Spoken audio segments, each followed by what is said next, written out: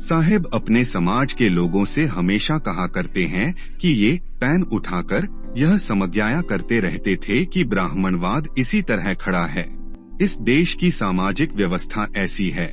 वह पैन उठाकर समझाते हैं ब्राह्मण, खत्री, वैश्य सबसे ऊपर हैं। तो मैं उनसे कहता हूँ कि सिस्टम ऑफ बेनिफिशियरी सिस्टम का लाभार्थी है और इसकी विभाजन रेखा के अंतर्गत क्या है। यह सिस्टम का शिकार कौन है, विक्टिम पीड़ित है, कौन बेनिफिशियरी लाभार्थी है। उन्होंने यह सिस्टम बनाया है।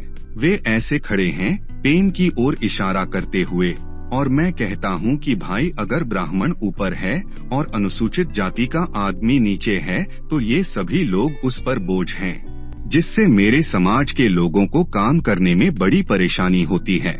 क्योंकि यह भी नियम है कि अगर आप सामान्य स्थिति में खड़े होकर काम कर सकते हैं, आपको उस काम को करने में भी आसानी होगी और आप बिना थके उसी काम को अधिक समय तक कर पाएंगे। इसके विपरीत जब आपके सिर पर बोझ होता है तो आप काम आसानी से नहीं कर पाते, जिसके परिणाम स्वरूप आपको जल्दी जल्दी बैठने पर मजबूर होना पड़ेगा। मैं अपने समाज को जगाना शुरू कर रहा हूँ कि आप इस व्यवस्था को क्षैतिज अर्थ पृथ्वी पर लंबा पेन लंबा पाकर बनाने का प्रयास करें, जिसमें ब्राह्मण यहाँ एक तरफ है, अनुसूचित जाति वहाँ दूसरी तरफ है।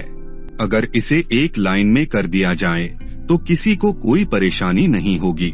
यदि व्यवस्था इस प्रकार हो जाए तो हमारे समाज में किसी को भी कष्ट नहीं होगा, क्योंकि अगर व्यवस्था क्षैतिज कर दी जाए तो मुझे लगता है कि हमें कोई दिक्कत नहीं है।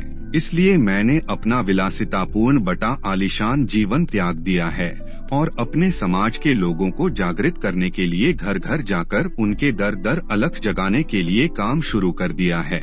मैं 15% संविदा को स्थायी रूप से समाप्त कर 85% संविदा स्थापित करना चाहता हूँ। साहब कांशीराम।